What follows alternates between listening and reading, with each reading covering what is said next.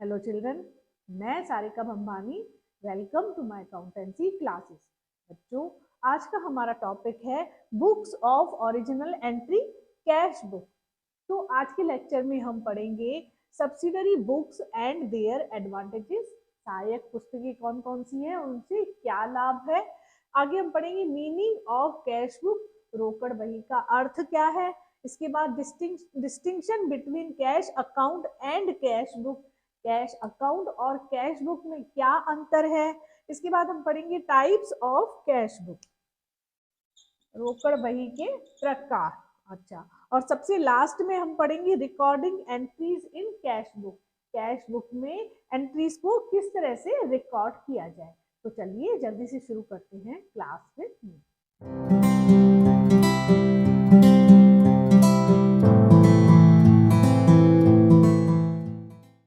तो अगर बिजनेस का आकार छोटा है तो सारे ट्रांजेक्शन्स को एक ही जर्नल में लिखा जाता है। जो ये जर्नल क्या कहलाती है, बुक ऑफ ओरिजिनल एंट्रीज कहलाती है। लेकिन अगर जब बिजनेस का आकार बढ़ता है तो ट्रांजेक्शन की संख्या भी बढ़ती है ना, ज्यादा ट्रांजेक्शन्स होते हैं तो उन सभी ट्रांजेक्शन्स को एक ही बुक यानी जर्नल में रिकॉर्ड करना थोड़ा पॉसिबल भी नहीं होता, थोड़ा इनकन्वीनियंट हो जाता है, ठीक है ना, सुविधाजनक नहीं होता है। तो क्या कर दिया जाता है, आज आगे जनरल की कुछ सहायक पुस्तकें खोली जाती हैं, सब्सिडरी बुक्स खोली जाती हैं, यानी कि इसे बोला जाता है सब डिवीजन ऑफ जर्नल, यानी जर्नल का उप विभाजन कर लिया जाता है ना, उसको जर्नल को डिवाइड कर दिया जाता है। ठीक है, तो ये प्रोसेस जो है वो क्या कहलाता है, सब डिवीजन ऑफ जनरल कहलाता है।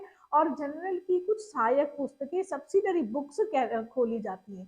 इन बुक्स को क्या बोला जाता है, स्पेशल जर्नल्स, है ना। इन सब्सिडरी बुक्स को क्या क्या नाम है, डे बुक्स भी बोला जाता है इनको, स्पेशल पर्पस बुक्स के नाम से भी जाना जाता है, सब्सिडरी बुक्स के नाम से भी जाना जाता है, बुक्स ऑफ ओरिजिनल एंट्रीज के नाम से भी जाना जाता है। तो जो आगे के each subsidiary book is open for recording of similar type of transaction, यानी हर जो सहायक बही है, सहायक पुस्तक है, वो एक ही प्रकृति के ट्रांजेक्शन्स को रिकॉर्ड करने के लिए खोली जाती है।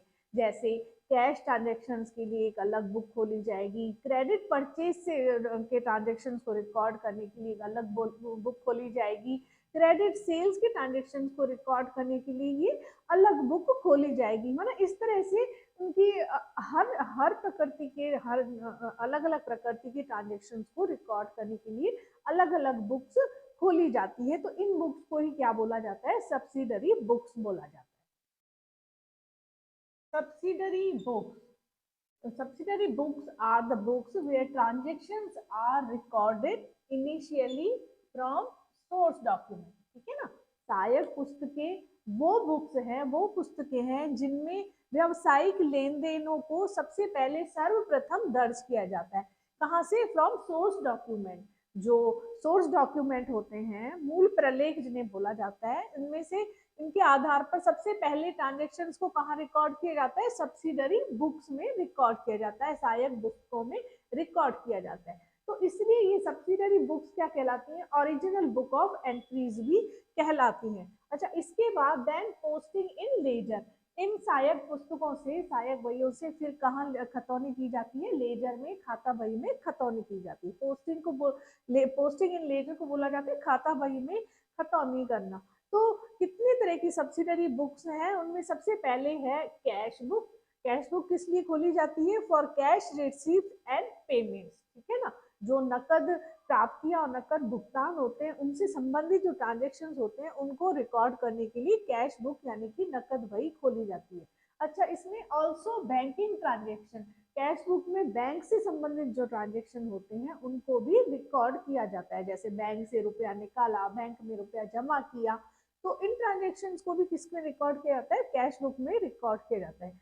सेकंड है परचेज बुक, क्रय बही, ये क्यों खोली जाती है, क्रेडिट परचेज से रिलेटेड जो ट्रांजेक्शन्स होते हैं उन्हें दर्ज करने के लिए क्या खोली जाती है, परचेज बुक खोली जाती है, ठीक है ना। परचेज बुक में जो भी उधार क्रय होते हैं उससे संबंधित जो लेन देन होते हैं उन्हें दर्ज किया जाता है। इसी तरह से सेल्स बुक खोली जाती है फॉर क्रेडिट सेल्स ट्रांजेक्शन, जो उधार विक्रय होते हैं उससे संबंधित जो लेन देन होते हैं, ट्रांजेक्शन होते हैं, उन्हें रिकॉर्ड करने के लिए सेल्स बुक खोली जाती है। इसके बाद आती है परचेज रिटर्न बुक, या इसे बोला जाता है रिटर्न आउटवर्ड बुक, ठीक है ना, क्रय वापसी। जब माल कोई खरीदा जाता है, उस खरीदे हुए माल में से जब कोई माल लौटाया जाता है तो उसको किसमें दर्ज किया जाता है, ऐसे ट्रांजेक्शन्स को परचेज रिटर्न बुक में एंटर किया जाता है। अच्छा, इसके बाद है सेल्स रिटर्न, या जिसको बोला जाता है रिटर्न इनवर्ड बुक। जब माल बेचा गया, ग्राहकों को बेचा गया माल है, तो उसमें से कुछ माल जब बिजनेस को हमारे पास वापस आ जाता है लौट के, तो इन ट्रांजेक्शन्स को किस में रिकॉर्ड किए जाते हैं, सेल्स रिटर्न या रिटर्न इनवर्ड बुक में दर्ज किया जाता है। इसके बाद है जनरल प्रॉपर, जिसे बोलते हैं विशेष रोजनामचा, है ना, हिंदी में इसे बोला जाता है विशेष रोजनामचा। तो जो ट्रांजेक्शन इन बुक्स में नहीं आते हैं, इन बुक्स के अलावा जो ट्रांजेक्शन होते हैं वो किस में दर्ज किए जाते हैं, एंटर किए जाते हैं जनरल प्रॉपर में दर्ज किए जाते हैं। ये मेन 6 सब्सिडरी बुक है। इसके अलावा 2 बुक सब्सिडरी और हैं। 7th है बिल्स रिसीवेबल बुक, प्राप्य विपत्र, जिसे बोलते हैं प्राप्य विपत्र, है ना, बीआर बुक भी बोला जाता है इसे। तो ये बिल्स रिसीवेबल बुक में क्या होता है, जो देनदारों से हम बिल लिखते हैं देनदारों पर, और उनसे सहमति आती है, रिसीव करते हैं उससे एक्सेप्टेंस, तो वो उन बिलों को कहाँ एंटर किया जाता है, बिल्स रिसीवेबल बुक में एंटर किया जाता है। लास्ट है बिल्स पेबल बुक, जो लेनदारों से लेनदारों द्वारा हमारे पर जो बिल लिखे जाते हैं और हमारे द्वारा सहमति दी जाती है उन बिलों को चुकाने की, तो वो क्या कहलाते हैं, बिल्स पेबल कहलाते हैं। उन बिल्स पेबल से संबंधित ट्रांजेक्शन्स को किसमें रिकॉर्ड किया जाता है, बिल्स पेबल बुक में रिकॉर्ड किया जाता है। तो हमारे 11th के कोर्स में खाली ये 6 बुक्स हैं, 6 सब्सिडरी बुक्स के बारे में बताया गया है। ये इन 2 बुक्स के बारे में नहीं बताया गया है। तो आगे चल के नेक्स्ट चैप्टर जो आएगा सब्सिडरी बुक्स, उसमें केवल ये 6 बुक ही हैं, 6 बुक ही कोर्स में आई हैं। तो लेकिन 8 तरह की सब्सिडरी बुक्स होती हैं। अच्छा, सभी बिजनेसेस के लिए, सभी व्यवसायों के लिए सारी तरह की सब्सिडरी बुक्स खोलना जरूरी नहीं होता है। अगर व्यवसायी चाहे, बिजनेसमैन चाहे, तो इनमें से कुछ बुक्स को खोल सकता है। जैसे किसी बिजनेस में ये 3 तरह के ट्रांजेक्शन ज्यादा होते हैं, कैश बुक, परचेज बुक और सेल्स बुक। तो ये 3 बुक्स खोली जाएंगी, बाकी बुक्स नहीं खोली जाएंगी, ठीक है ना। तो ये फ्लेक्सिबल है ना खोलना। हम देख लेते हैं advantages of subsidiary books. Subsidiary books खोलने के क्या फायदे हैं, क्या लाभ है। उसमें सबसे पहला है division of work according to ability. हर व्यक्ति को उसके योग्यता के अनुसार काम का विभाजन कर दिया जाता है। जैसे परचेज कैश बुक लिखने में एक्सपर्ट है, उसको कैश बुक का काम दे दिया जाता है। परचेज से रिलेटेड काम करने में एक्सपर्ट है, उसको परचेज बुक लिखने का काम दे दिया जाता है। इससे क्या होता है, next point, increase in efficiency. उनकी निपुणता में वृद्धि होती है, काम करने की जो योग्यता है उसमें वृद्धि होती है, क्योंकि एक ही टाइप का काम एक ही आदमी करता है, तो उसकी एफिशिएंसी में भी बढ़ोतरी होती है। नेक्स्ट है इजीनेस इन पोस्टिंग। सब्सिडरी बुक्स से क्या होता है, खाता बही में खतौनी करना, लेजर में पोस्टिंग करने का काम क्या हो जाता है, आसान हो जाता है, क्योंकि एक ही जगह पे उससे रिलेटेड इंफॉर्मेशन मिल जाती है। जैसे परचेज से रिलेटेड इंफॉर्मेशन किसमें मिल जाती है, परचेज बुक में मिल जाती है। तो लेजर में जब परचेज अकाउंट खोला जाता है तो टोटल का पता उस परचेज बुक से पता चल जाता है। इसके बाद है प्रोटेक्शन फ्रॉम फ्रॉड, मतलब कपट छल कपट की संभावना, गबन की संभावना बहुत कम होती है। क्यों, क्योंकि जब अगर एक ही जनरल खोली जाएगी तो सारा काम एक ही व्यक्ति देखेगा, लेकिन अलग अलग सब्सिडरी बुक्स खोलने से हर व्यक्ति मतलब अलग अलग लोगों को काम दिया जाता है बुक्स लिखने का, तो फ्रॉड होने की पॉसिबिलिटी भी कम रहती है। इसके बाद full information at one place, यानी एक ही जगह पे सूचना मिल जाती है। जैसे देखना चाहें कि टोटल परचेज कितनी हुई है या टोटल सेल्स हुई है, तो परचेज बुक और सेल्स बुक देख के इस बात का पता चल जाता है। लेकिन अगर खाली जनरली खोली हुई है तो उन सारे ट्रांजेक्शन को पहले क्या करना पड़ेगा, देखना पड़ेगा, एनालाइज करना पड़ेगा, फिर इंफॉर्मेशन मिलती है। और नेक्स्ट क्या है, फ्लेक्सिबल। ये जो फ्लेक्सिबल मतलब इसमें सारी सब्सिडरी बुक्स खोलना कंपलसरी नहीं है। जो बुक्स उसके लिए रिलेवेंट है किसी बिजनेस के लिए, जितना खोलना आवश्यक है, जितनी बुक्स खोलनी आवश्यक है, वो ही खोली जा सकती है। नेक्स्ट है फिक्सेशन ऑफ रेस्पॉन्सिबिलिटी, मतलब अगर जब कोई गलती हो जाती है या कोई छल कपट हो जाता है, तो उसको चेक करके उसका उत्तरदायित्व निर्धारित किया जाता है कि जिससे रिलेटेड बुक है, जैसे मान लीजिए परचेज में कोई गड़बड़ी हो रही है तो परचेज बुक लिखने वाले पे रेस्पॉन्सिबिलिटी उसकी फिक्स की जाती है। अच्छा, ये इसके बेनिफिट है। अच्छा, इसमें एक पॉइंट रह गया, इजीनेस इन चेकिंग, मतलब कोई गलती अगर हो तो उसको चेक करना भी आसान हो जाता है सब्सिडरी बुक्स लिखने पर। अच्छा, अब हम देख लेते हैं meaning and importance of cash book, है ना, नकद बही का अर्थ क्या है और इसकी इम्पोर्टेंस क्या है। तो नाम से ही पता चल रहा है, जैसे कैश बुक यानी कैश से रिलेटेड ट्रांजेक्शन्स को रिकॉर्ड करने की एक बुक, ठीक है ना। इसमें क्या किया जाता है, recording of all transactions, all cash transactions. क्या क्या कैश ट्रांजेक्शन होते हैं, रिसीव्स एंड पेमेंट, नकद प्राप्तियां कितनी हुई है और नकद भुगतान कितने हुए, इन सबको कहाँ रिकॉर्ड किया जाता है, कैश बुक में रिकॉर्ड किया जाता है। अच्छा, ये helps to know cash and bank balance at a particular date, ये किसमें हेल्प करती है, किसी भी निश्चित तिथि को व्यवसाय में कितना नकद बैलेंस, कितना कैश बैलेंस है और कितना बैंक बैलेंस है, ये जानने में ये वही क्या करती है, बुक हेल्प करती है। ये बहुत ही पॉपुलर बुक है, लोकप्रिय बुक है, ऑलमोस्ट ऑल बिजनेसेस चाहे वो स्मॉल हो या बिग हो, सभी व्यवसायों में इसे बनाया जाता है। तो कहना का मतलब ये किस चीज की इंफॉर्मेशन देती है, give information, give day to day information of cash receive, cash payment and closing cash balance, किसी भी हर दिन की, है ना, व्यवसाय में जैसे बड़े बड़े व्यवसाय होते हैं, बिग साइज के बिजनेस है, तो उसमें ये डे टू डे कितना कैश रिसीव हुए और कितनी कैश पेमेंट किया गया और हर तारीख के अंत में कितना कैश बैलेंस है, इसकी सूचना देती है। कैश बुक है वो सब्सिडरी बुक भी है और प्रिंसिपल बुक भी है। सब्सिडरी बुक इसलिए है क्योंकि जब कैश ट्रांजेक्शन्स को कैश बुक में लिखा जाता है तो जनरल में इसका इनको रिकॉर्ड नहीं किया जाता, और प्रिंसिपल बुक इसलिए है क्योंकि जब कैश बुक खोली जाती है तो लेजर में कैश अकाउंट अलग से नहीं खोला जाता, कैश रिसीव्ड और कैश पेमेंट से रिलेटेड जो ट्रांजेक्शन है वो किसमें लिखे जाते हैं, कैश बुक में लिखे जाते हैं, इसलिए इसे सब्सिडरी बुक भी बोला जाता है और प्रिंसिपल बुक भी बोला जाता है। कैश बुक जो है वो कैश अकाउंट का क्या है, सब्सटीट्यूट है, दोनों में ही कैश ट्रांजेक्शन को क्रोनोलॉजिकल ऑर्डर पे रिकॉर्ड किया जाता है, मतलब डेट वाइज रिकॉर्ड किया जाता है, और दोनों ही किसके बारे में इंफॉर्मेशन देते हैं, cash balance on a particular date, किसी निश्चित तिथि पर कितना कैश बैलेंस है इसकी इंफॉर्मेशन देते हैं। लेकिन दोनों में कुछ बेसिक फर्क है, वो फर्क क्या है, उनमें सबसे पहला तो है कि कैश अकाउंट क्या है, एक अकाउंट ऑफ लेजर, खाता बही में खोला गया एक खाता है, जबकि कैश बुक क्या है, एक सब्सिडरी बुक है।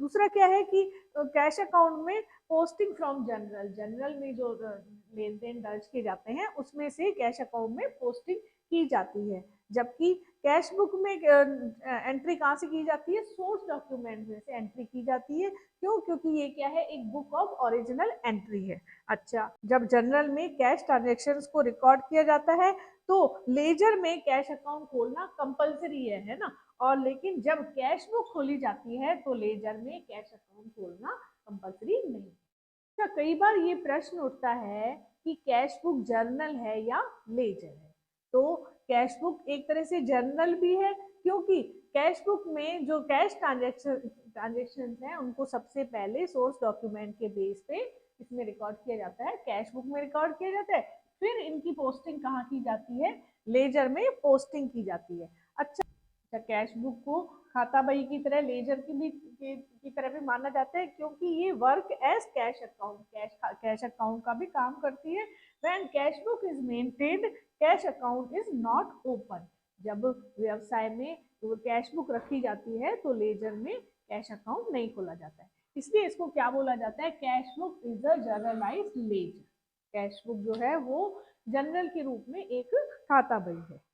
अब देख लेते हैं टाइप्स ऑफ कैश बुक, है ना, कैश बुक कितने तरह की होती है। तो कैश बुक के टाइप समझने से पहले हमें कैश बुक का फॉर्मेट समझना होगा। तो कैश बुक एक्चुअली क्या है, कैश अकाउंट है ना, कैश अकाउंट का ही दूसरा रूप है।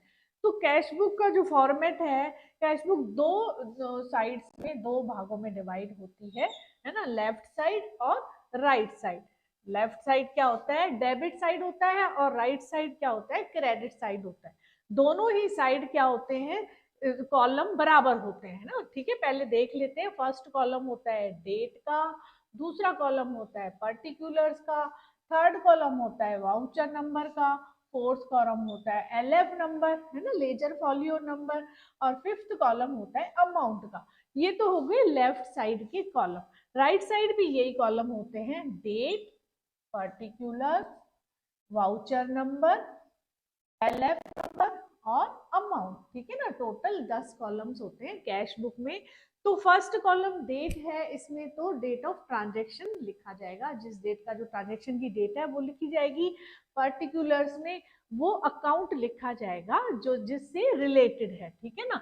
अच्छा, एक बात क्या है, डेबिट साइड तो सारे रिसिप्ट लिखे जाएंगे, कैश रिसिप्ट जो होती है उनके अकाउंट्स आएंगे, और क्रेडिट साइड क्या होंगे, सारे पेमेंट्स आएंगे। ठीक है ना। अच्छा, जैसे पर्टिकुलर्स में जो रिलेटेड अकाउंट है वो आ जाएगा, जैसे सेल्स से हमको कैश रिसीव्ड हुई है तो क्या आएगा, टू सेल्स अकाउंट। ठीक है ना, जो भी रिसीव्ड्स हैं पर्टिकुलर में जो कंसर्निंग रिलेटेड अकाउंट है उसका नाम आ जाएगा।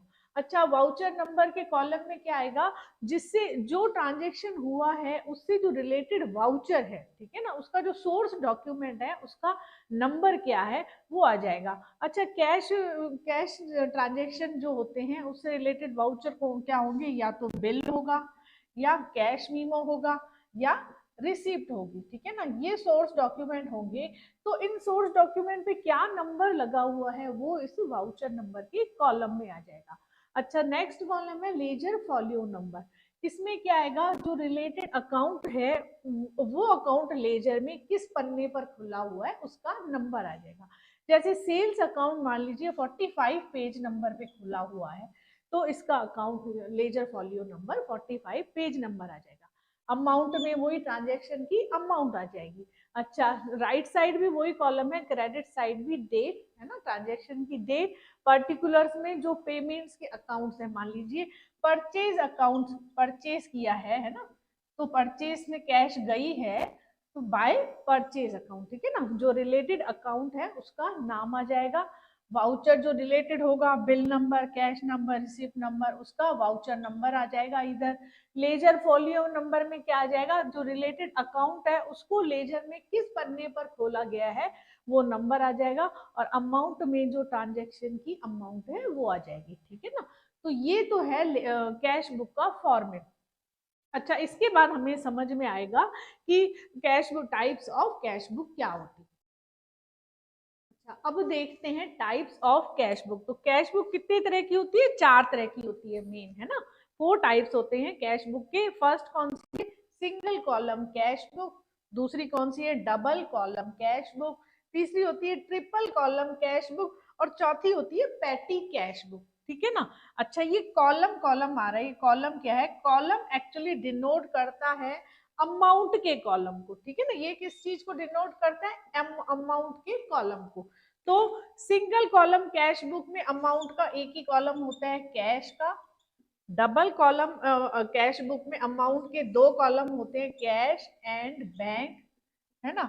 और ट्रिपल कॉलम कैश बुक में अमाउंट के 3 कॉलम होते हैं, कैश, बैंक एंड डिस्काउंट। ठीक है ना, अमाउंट के 3 कॉलम होंगे।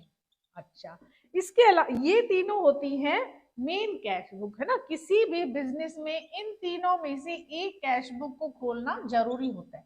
ठीक है ना, तीनों में से एक कैश बुक खोली जाएगी बिजनेस में, या तो सिंगल कॉलम कैश बुक खोली जाएगी, या डबल कॉलम कैश बुक खोली जाएगी, या ट्रिपल कॉलम कैश बुक खोली जाएगी। इसको बोलते हैं मेन कैश बुक। ठीक है ना, इसके अलावा बिजनेस में एक पैटी कैश बुक होती है ना, ये किसके लिए होती है, फॉर पैटी एक्सपेंसेस, जो छोटे छोटे खर्चे होते हैं, फुटकर खर्चे होते हैं, उनके लिए एक अलग से कैश बुक खोली जाती है। ठीक है ना, ये कैश बुक जो है इनके अलावा जो खोली जाएगी। ठीक है ना। अच्छा, जैसे स्टेशनरी का खर्चा है, रोज कोई ऐसे खर्चे होते हैं जो बार बार होते हैं, तो इन बार बार होने वाले खर्चों को अगर मेन कैश बुक में लिखा जाएगा तो कैश बुक क्या हो जाएगी, थोड़ी लेंदी हो जाएगी, बड़ी हो जाएगी, और उसको कैरी करना, हैंडल करना थोड़ा डिफिकल्ट हो जाता है। तो क्या की जाती है, एक पैटी एक्सपेंसेस के लिए अलग से कैश बुक खोली जाती है, इसको क्या बोला जाता है, पैटी कैश बुक बोला जाता है। तो ये 4 प्रकार होते हैं कैश बुक के। अच्छा, अपने जो कोर्स में जो है ये ट्रिपल कॉलम कैश बुक नहीं है, ठीक है ना। 3 तरह की कैश बुक हमारे सिलेबस में है, कौन कौन सी, single column cash book, double column cash book और पैटी कैश बुक। ये जो ट्रिपल कॉलम कैश बुक है ये क्या है, आउट ऑफ सिलेबस है। तो इस चैप्टर में बाकी की जो ये 3 कैश बुक है इनके टाइप्स को समझाया गया है। कि कैश बुक बनाते वक्त जिन चीजों को ध्यान रखना चाहिए वो कौन कौन सी है उनको देख लेते हैं। तो कैश बुक क्या है, कैश बुक एक्चुअली एक कैश अकाउंट है जो कि रियल अकाउंट है। तो रियल अकाउंट वाले जो रूल्स हैं वो इस पे अप्लाई होंगे। जैसे रियल अकाउंट का क्या रूल है कि debit what comes in and credit what goes out. Business में जो चीज आती है उसको डेबिट किया जाता है और जो चीज जाती है उसको क्रेडिट किया जाता है। ये रियल अकाउंट का नियम है। तो इसका कहने का मतलब क्या है कि जो कैश अकाउंट में जो रिसिप्ट है उनको डेबिट किया जाएगा, जो प्राप्तियां हो रही हैं उनको डेबिट किया जाएगा, और जितने भी पेमेंट्स हो रहे हैं यानी जो भुगतान हो रहे हैं उनको कैश बुक में क्रेडिट किया जाएगा। दूसरा क्या है कि अगर ओपनिंग बैलेंस दिया हुआ है, कैश बुक का ओपनिंग बैलेंस दिया हुआ है, तो इसे किस साइड दिखाया जाएगा, कैश बुक के डेबिट साइड दिखाया जाएगा। किस साइड में दिखाया जाएगा, टू बैलेंस बीडी है ना, बैलेंस ब्रॉड फॉरवर्ड करके, बैलेंस बीडी करके ब्रॉड डाउन है ना, बीडी का मतलब होता है ब्रॉड डाउन, ठीक है। तो अगर कोई ओपनिंग बैलेंस दिखा रखा है, शो कर रखा है कैश बुक का, तो इसको किस में दिखाया जाएगा, कैश बुक के डेबिट साइड में दिखाया जाएगा।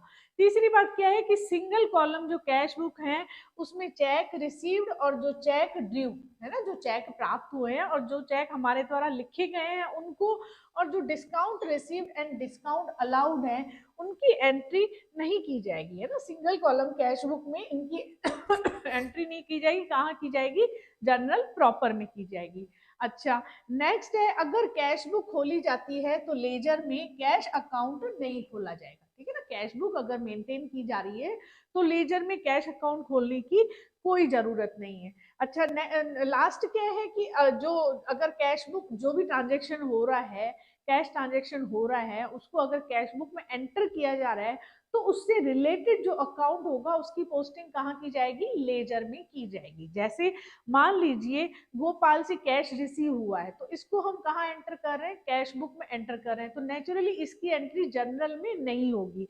तो इससे रिलेटेड जो अकाउंट है उसकी पोस्टिंग कहाँ की जाएगी, लेजर में की जाएगी। जैसे कैश रिसीव फ्रॉम गोपाल है तो कैश बुक में तो इसको कहाँ एंटर किया जाएगा, डेबिट साइड एंटर किया जाएगा, क्योंकि हमें रिसीव हो रही है ना। रिसिप्ट को कहाँ एंटर किया जाता है, कैश बुक के डेबिट साइड में। और क्रेडिट जो गोपाल अकाउंट, लेजर में जो गोपाल अकाउंट खोला जाएगा उसमें इसको कहाँ लिखा जाएगा, क्रेडिट साइड में लिखा जाएगा, ठीक है। तो ये कुछ इंपॉर्टेंट फैक्ट्स हैं।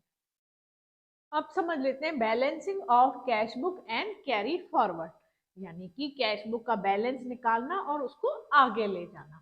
तो जो कैश बुक है उसका बैलेंस डेली, वीकली या मंथली निकाला जाता है, मतलब प्रतिदिन निकाला जाता है या प्रति सप्ताह निकाला जाता है या प्रति मास निकाला जाता है। ये किस पे डिपेंड करता है, depends upon need of business.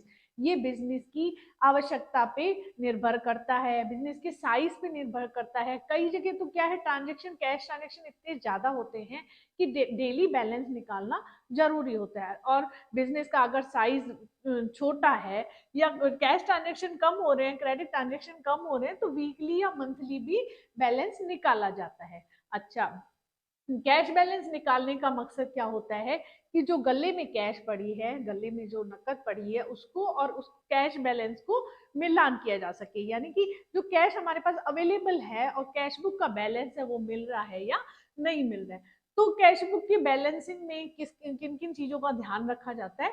तो सबसे पहले तो क्या चीज है कि डेबिट साइड का जो टोटल होगा कैश बुक का वो हमेशा क्रेडिट साइड के टोटल से क्या होगा, ज्यादा होगा, ठीक है ना। इसका कहने का मतलब हमारे पास जितनी कैश होगी हम उतना ही तो खर्च करेंगे, कभी भी क्रेडिट साइड का टोटल ज्यादा नहीं हो सकता है। जैसे मेरे पास मान लीजिए 100 रुपए अवेलेबल है तो मैं कितना खर्च करूंगी, 100 रुपए के अंदर ही खर्च करूंगी। ऐसे ही बिजनेस में जितनी कैश होगी, जितने रिसीव्स होंगे, तो पेमेंट क्या होंगे, विद इन उसके अंदर ही होंगे। दूसरी बात क्या है कि दोनों साइड का जो डिफरेंस आएगा वो कैसे दिखाया जाएगा, क्रेडिट साइड दिखाया जाएगा, पर्टिकुलर कॉलम में बाय बैलेंस कैरिड डाउन करके उसको दिखाया जाएगा, है ना। नेचुरली डेबिट साइड ज्यादा होंगे और क्रेडिट साइड कम होंगे, तो डिफरेंस किस साइड आएगा, क्रेडिट साइड आएगा। उसको कैसे दिखाया जाएगा, बाय बैलेंस कैरिड डाउन करके दिखाया जाएगा।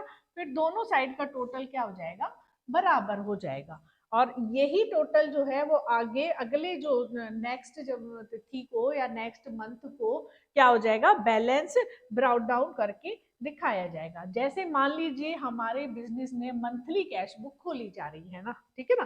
तो जनवरी 31 जनवरी तक क्या थी, डेबिट साइड कितना था, 1 लाख रुपए था। सारी रिसिप्ट कितनी थी, 1 लाख रुपए की थी। और क्रेडिट साइड कितना था, सारे पेमेंट्स 90,000 के 90,000 के थे। तो ये जो डिफरेंस है वो कैसे दिखाया जाएगा, बाय बैलेंस सीडी करके दिखाया जाएगा। 10,000 कब, 31 जनवरी, है ना, मंथली खोल रहे हैं तो 31 जनवरी को बाय बैलेंस कैरी डाउन करके दिखाया जाएगा। और अगले 1 फरवरी को ही ये बैलेंस टू बैलेंस बीडी करके, टू बैलेंस ब्राउट डाउन करके 10,000 आगे ले जाया जाएगा। तो इसको अभी हम जो कैश बुक बनाएंगे एक, तो उसमें समझेंगे।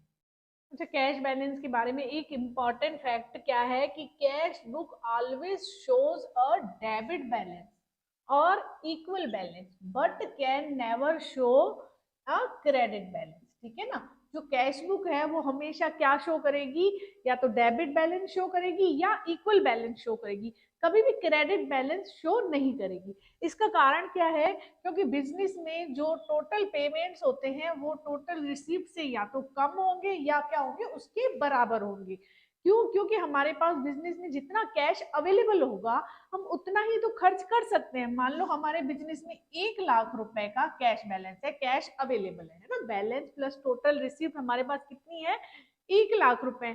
तो हम या तो 1 लाख रुपए के अंदर खर्च करेंगे, ज्यादा तो खर्च नहीं कर सकते। अच्छा, कई बार क्या होता है, जितना अवेलेबल बैलेंस होता है उससे कई बार ज्यादा खर्चा करना पड़ता है, तो क्या लेंगे, हम उधार लेंगे। मान लो 1 लाख रुपए बिजनेस के पास है, अब लेकिन खर्चा कितना करना है, 20,000 खर्चा करना है। तो 20,000 की पहले क्या की जाएगी, कैश लाई जाएगी, उधार लाई जाएगी। फिर 1,20,000 रुपए कैश अवेलेबल हो जाएगी, फिर खर्चा किया जाएगा, ठीक है ना। तो कहने का क्या मतलब है कि debit side always more than credit side. Cash book का जो डेबिट साइड होगा वो ऑलवेज क्या होगा, हमेशा ही क्रेडिट साइड से ज्यादा होगा। ज्यादा से ज्यादा क्या हो सकता है, ये दोनों इक्वल हो सकते हैं, लेकिन कभी भी जो क्रेडिट साइड है वो डेबिट साइड से ज्यादा नहीं हो सकता। यहाँ मेरे कहने का मतलब था कि 1 लाख रुपए तो बिजनेस के पास अवेलेबल है, लेकिन खर्चा कितना सामने आ रहा है, 1,20,000 का आ रहा है। तो पहले 20,000 बाहर से क्या लिए जाएंगे, उधार लिए जाएंगे, ठीक है ना। तो डेबिट बैलेंस बढ़ जाएगा। अब अवेलेबल अमाउंट कितनी हो जाएगी, 1,20,000 हो जाएगी। तो अब खर्चा कितना किया जा सकता है, 1,20,000 रुपए खर्च किया जा सकता है। सिंगल कॉलम कैश बुक का एक क्वेश्चन समझा देती हूँ। फॉर्मेट मैंने बना लिया है बुक्स ऑफ, इसमें नाम नहीं दिया हुआ है ना, ये DK गोयल जी की बुक में एग्जाम्पल है, वो मैं समझा देती हूँ एक बार। तो नाम नहीं दिया हुआ, बुक्स ऑफ, इसलिए फॉर्मेट में हम पूरा रखेंगे, बुक्स ऑफ डैश करके छोड़ देंगे, कैश बुक है ना। फॉर्मेट में date, particulars, voucher number, LF number, amount, date, particulars, voucher number, LF number, amount, इधर क्रेडिट साइड और इधर डेबिट साइड आ जाएगा, ठीक है ना। फर्स्ट इसमें क्या है, ध्यान रखना, जो भी रिसीप्ट हैं, जो भी प्राप्तियां हो रही है, कैश रिसीप्ट हो रही है, उनको हम किधर लिखेंगे, डेबिट साइड लिखेंगे। और जो भी पेमेंट्स हो रहे हैं उनको किस साइड लिखेंगे, क्रेडिट साइड लिखेंगे। तो 1 मार्च को क्या है, कमेंस्ड बिजनेस विद कैश, है ना, बिजनेस स्टार्ट किया गया है, नकद से बिजनेस स्टार्ट किया गया है। बिजनेस स्टार्ट किया तो क्या हुआ, कैपिटल के रूप में हम बिजनेस में क्या आई है, कैश आई है। तो किस साइड एंटर किया जाएगा, इसको डेबिट साइड एंटर किया जाएगा। डेट क्या डाली जाएगी, March 1 और क्या लिखा जाएगा, टू कैपिटल अकाउंट, ठीक है। अमाउंट कितनी है, अमाउंट है इसमें 20,000। ये तो हो गई फर्स्ट एंट्री। सेकंड क्या है, March 2 को लिखा गया है बॉट गुड्स फॉर कैश, है ना, कैश में माल खरीदा गया। अब माल खरीदा गया तो नेचुरली बिजनेस से क्या हो रही है, कैश बाहर जा रही है। तो इसको कहाँ लिखेंगे, क्रेडिट साइड लिखेंगे। डेट क्या है, March 2 बाय परचेज अकाउंट, ठीक है, ये पेमेंट्स जो है वो कहाँ आएंगे, क्रेडिट साइड आएंगे। अमाउंट कितनी है, 5000 रुपीज। नेक्स्ट एंट्री क्या है, सोल्ड गुड्स फॉर कैश, नकद में माल बेचा गया है, तो बेचा गया तो हमारे पास कैश रिसीव हुई है, इसको किस साइड लिखेंगे, डेबिट साइड लिखेंगे। कौन सी डेट है, ये है March 5 को, तो March 5 को है टू सेल्स अकाउंट। अमाउंट कितनी है, 4000 रुपीज अमाउंट है, तो 4000 को इधर लिख दिया। ठीक है, नेक्स्ट एंट्री क्या है, goods purchased from Ravi on credit, Ravi से उधार में माल खरीदा गया है, तो उधार ट्रांजेक्शन को कैश बुक में एंटर नहीं करेंगे, तो इसकी एंट्री नहीं होगी। नेक्स्ट है पेड टू रवि, रवि को चुकाया गया, कैश चुकाई गई, कितने 7000 चुकाई गई, यानी कि हमारे यहाँ से कैश गई है। ठीक है ना, ये कौन सी डेट को है, ये है डेट 13 को, paid to Ravi, by Ravi. कितना पे किया गया है रवि को, 7000 रुपीज पे किए गए, तो 7000 क्रेडिट में। तो रवि क्योंकि पर्सनल अकाउंट है, तो पर्सनल अकाउंट के साथ अकाउंट वर्ड लिखना जरूरी नहीं है। आगे है 15 मार्च 15 को है कैश सेल्स, कैश सेल्स कितने की करी गई है, 8000 की, तो सेल्स करी गई है, कैश रिसीव होगी टू सेल्स अकाउंट। अमाउंट कितनी है, अमाउंट है ये 8000 रुपीज, 8000 की सेल्स की गई। ठीक है, नेक्स्ट क्या एंट्री है, नेक्स्ट है परचेज्ड फर्नीचर फॉर कैश, है ना, कैश में फर्नीचर खरीदा गया है, कितने का, 6000 का, March 18 को, तो खरीदा गया है तो कैश गई है। ठीक है, क्या खरीदा है, फर्नीचर खरीदा है, तो बाय फर्नीचर अकाउंट, यहाँ परचेज नहीं होगा, फर्नीचर अकाउंट क्रेडिट होगा। अमाउंट कितनी है, 6000 रुपीज, ये 6000 रुपीज इधर आ गए। ठीक है, नेक्स्ट क्या है, पेड वेजेस, वेजेस पे की गई है, 380 रुपीज की क्या की गई है, वेजेस पे की गई है, पेमेंट सारे इस साइड आएंगे। कौन सी डेट है ये, March 20 को, तो by wages account, amount 320। Next क्या एंट्री है, नेक्स्ट है पेड रेंट, रेंट पे किया गया है, तो ये भी पेमेंट है, क्रेडिट साइड आएगा। डेट क्या है, March 24, बाय रेंट अकाउंट। ठीक है, अमाउंट कितनी है इसमें, 400 रुपीज, ये 400। नेक्स्ट एंट्री क्या है, रिसीव्ड कमीशन, कमीशन रिसीव किया गया 600 का, तो ये रिसीव साइड लिखा जाएगा। डेट कितनी है, 26 March 26 को टू कमीशन अकाउंट। ठीक है, अमाउंट कितनी है, 600, ये 600 अमाउंट के कॉलम में लिख दिए जाएंगे। नेक्स्ट क्या है, with due for personal expensive, personal खर्चों के लिए कैश निकाली गई, तो ये किस साइड आएगा, क्रेडिट साइड आएगा, by drawing, by drawing account. कितने निकाले गए हैं, पर्सनल खर्चों के लिए निकाले गए हैं 1000 रुपीज। ठीक है, अच्छा और क्या है, पेड सैलरी, सैलरी पे की गई है 900 की 31 मार्च को, बाय सैलरी अकाउंट। अमाउंट कितनी है, 900 रुपीज। ठीक है, ये तो सारी एंट्रीज है। अब इस साइड का टोटल कर लिया जाएगा और इस साइड का टोटल कर लिया जाएगा। ठीक है ना, डेबिट साइड का टोटल हमेशा क्या होगा, ज्यादा होगा, 20, 24, 32,000, 32,600 टोटल आ रहा है। ठीक है ना, ये तो डेबिट साइड का टोटल है, और क्रेडिट साइड का टोटल, ये टोटल इस साइड भी लिख लेंगे। ठीक है ना, डेबिट साइड का टोटल और क्रेडिट साइड वही लिख लेंगे। अब देखेंगे कि कितना बैलेंस बच रहा है ना, इस ये वाला टोटल रफ में कर लेंगे। हमने ये रफ में करके देखा तो इधर का टोटल कितना आ रहा है, 20,680 रुपीज टोटल आ रहा है, और इधर डेबिट साइड कितना टोटल आ रहा है, 32,600। तो बाकी के बैलेंस कितना बच रहा है, 11,920। है ना। ये मार्च के मंथ के एंड में ये हमारा क्या है, बैलेंस, कैश बैलेंस बच रहा है, ठीक है। इसको किस साइड में लिखेंगे, बाय बैलेंस कैरी डाउन लिखेंगे, ठीक है ना। ये कितनी अमाउंट हो जाएगी, 11,920, ठीक है ना। इसको आप चाहे तो रेड पेन से भी लिख सकते हैं, ठीक है, ये रेड पेन से भी लिखा जा सकता है। तो ये 11,920 क्या है, मार्च महीने के अंत में, मार्च के एंड ऑफ द मंथ ये हमारा क्या है, कैश बैलेंस है, ठीक है ना। अब इसको अगले महीने के शुरू में, यहाँ पे कैश बुक कैसे बनाई जा रही है, इसका मतलब मंथली बनाई जा रही है। अब इस बैलेंस को क्या किया जाएगा, आगे ब्रॉड फॉरवर्ड किया जाएगा। अगला महीना कौन सा है, अप्रैल 1, ठीक है ना।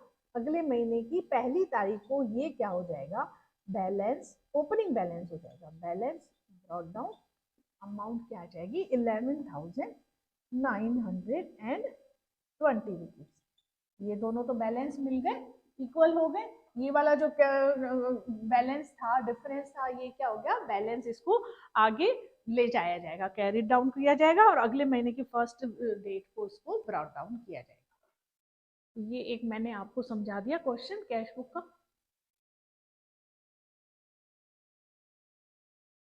एक एग्जाम्पल और समझ लेते हैं कैश बुक का, सिंगल कॉलम कैश बुक का। तो ये डीके गोयल जी की बुक में है, इलस्ट्रेशन नंबर 2 है, उसको थोड़ा समझा देती हूँ।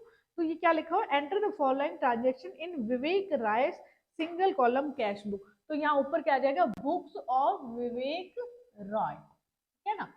और फॉर्मेट वही वाला, cash book, date, particulars, voucher number, LF number, amount, date, particulars, voucher number, LF number और अमाउंट। ऊपर क्या डालेंगे, डेबिट और क्रेडिट। हमेशा फॉर्मेट जो है प्रोफार्मा है, हर क्वेश्चन का कंप्लीट बना के आना। अच्छा, इसमें सबसे पहले क्या दिया हुआ है, 1 मार्च को है balance of cash in hand. तो मार्च 1 को ये हम रेड पेन से लिख सकते हैं, बैलेंस जो है ना, इसको रेड पेन से लिखेंगे। कैश इन हैंड है यानी ओपनिंग बैलेंस है, तो ओपनिंग बैलेंस किस साइड आएगा, डेबिट साइड आएगा। बैलेंस ब्रॉट डाउन कितनी है अमाउंट, ये है 82,000 का, ठीक है। तो 82,000 डेबिट साइड लिखते हैं। अच्छा, अब नेक्स्ट क्या है, नेक्स्ट है गुड्स, मार्च 5 को गुड्स परचेज है 20,000 का। अच्छा, गुड्स परचेज क्या है, ये कैश ट्रांजेक्शन है। ध्यान रखना, जिसमें किसी का नाम नहीं दिया हुआ होता तो इसको क्या मानेंगे हम, कैश ट्रांजेक्शन मानेंगे। तो गुड्स परचेज कितने का है, 20,000 का। तो इससे क्या है, कैश जा रही है, तो इसको किस साइड लिखेंगे, credit side. March 5 by purchase account, ठीक है ना। कितने का माल खरीद रहे हैं, 20,000 का माल खरीदा जा रहा है, तो इधर 20,000 आ जाएगा। नेक्स्ट एंट्री क्या है, मार्च 10 को goods purchased from Ganesh, Ganesh से माल खरीदा है। अब इसमें कैश वर्ड नहीं आएगा, तो ये क्या माना जाएगा, क्रेडिट ट्रांजेक्शन माना जाएगा। तो इस क्रेडिट ट्रांजेक्शन को कैश बुक में एंटर नहीं किया जाएगा। क्यों, क्योंकि कैश बुक में केवल कैश ट्रांजेक्शन को रिकॉर्ड किया जाता है, नकद लेन देनों को रिकॉर्ड किया जाता है। नेक्स्ट है मार्च 15 को goods purchased from Lakshmi in cash, Lakshmi से माल खरीदा गया है, पक्षकार का नाम दिया हुआ है इसमें, लेकिन इन कैश, नकद में खरीदा गया है, तो ये जरूर लिखा जाएगा इसको। तो गुड्स परचेज्ड है बाय परचेज अकाउंट, डेट कौन सी है इसमें, मार्च 15 को, बाय लक्ष्मी से खरीदा गया, परचेज 50,000 का, बाय परचेज अकाउंट, अमाउंट में कितना आ जाएगा, 50,000 आ जाएगा। नेक्स्ट एंट्री क्या है, गुड्स सोल्ड, मार्च 18 को गुड्स सोल्ड, तो इसमें ना कैश दिया हुआ है ना पक्षकार का नाम नहीं दिया हो, तो ये कैश ट्रांजेक्शन मानेंगे। जिसमें कोई भी नाम नहीं दिया होता उसको क्या माना गया है, कैश ट्रांजेक्शन माना गया है। ये सब आप अपने वर्किंग नोट में देख के आएंगे, ठीक है ना। अभी मैं बताऊंगी किस तरह से मार्च 18 को 25,000 का गुड्स सोल्ड किया गया है। तो सेल्स अकाउंट, अमाउंट कितनी है मैं बार बार भूल जाती हूँ, 25,000, ठीक है, डेबिट साइड 25,000 आ जाएगी। नेक्स्ट एंट्री क्या है, गुड्स सोल्ड टू सरस्वती, 36,000 का है। अब ध्यान देना, सरस्वती को माल बेचा गया है, तो इसमें कैश वर्ड नहीं आया, इसका मतलब ये क्रेडिट ट्रांजेक्शन है। जिसमें भी नाम दिए हुए होते हैं तो वो क्या माने जाते हैं, क्रेडिट ट्रांजेक्शन माने जाते हैं। लेकिन अगर नाम के साथ कैश वर्ड भी दिया होता है तो उसको कैश ट्रांजेक्शन माना जाता है। अच्छा, मार्च 23 को goods sold to Dev in cash, Dev को माल नकद में बेचा गया है। कितने का? 15,000 का माल नकद में बेचा गया है। कौन सी डेट को? मार्च 15 को, ओ सॉरी 25 को। तो टू सेल्स अकाउंट है ना, प्राप्तियां हो रही है ना, रिसीप्ट हो रही है सेल से, तो इसको किस साइड लिखा जाएगा? डेबिट साइड लिखा जाएगा 15,000। अच्छा, नेक्स्ट एंट्री क्या है? रिसीव्ड फ्रॉम सरस्वती, सरस्वती से प्राप्त किए। कितने प्राप्त किए? 30,000 प्राप्त किए मार्च 28 को to Saraswati account. Saraswati account नहीं लिखेंगे, नाम के साथ अकाउंट वर्ड नहीं आता। कितने प्राप्त किए? 30,000 रुपीज प्राप्त किए। ठीक है।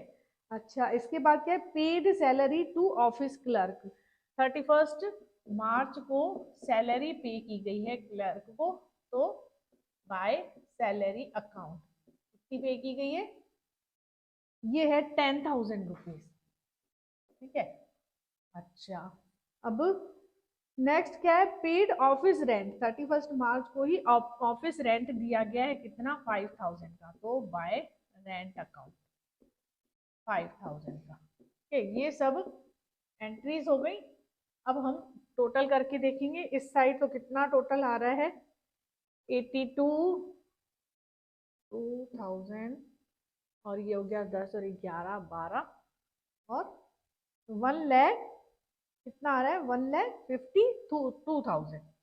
ठीक है ना, है ना, 1,52,000 डेबिट साइड का टोटल आ रहा है। अच्छा, इधर भी रफ में यहाँ तक का टोटल करके देखेंगे। तो रफ में हमने यहाँ तक का टोटल करके देखा, 85,000 आया। तो 1,52,000 में से 85,000 लेस किए तो कितने हो रहे हैं? 67,000। ये हमारा क्या है? कैश बैलेंस है ना, क्लोजिंग कैश बैलेंस है। तो 31 मार्च को क्या दिखाएंगे इसको? By balance carried down. कितना? 67,000। ठीक है ना, ये डिफरेंस है डेबिट और कैश अकाउंट के डेबिट साइड और क्रेडिट साइड का डिफरेंस कितना है? 67,000 है। ये हमारा क्या है? क्लोजिंग कैश बैलेंस है। अब टोटल मिल जाएगा दोनों साइड का। इधर लिखेंगे 1,52,000, और ये वाला जो बैलेंस है इसको आगे नेक्स्ट मंथ में वही अप्रैल 1 को क्या किया जाएगा? ब्रॉट डाउन किया जाएगा। तो क्या लिखा जाएगा? To balance BD 67। ठीक है ना, क्लियर है? इसकी आप प्रैक्टिस करना इस क्वेश्चन की।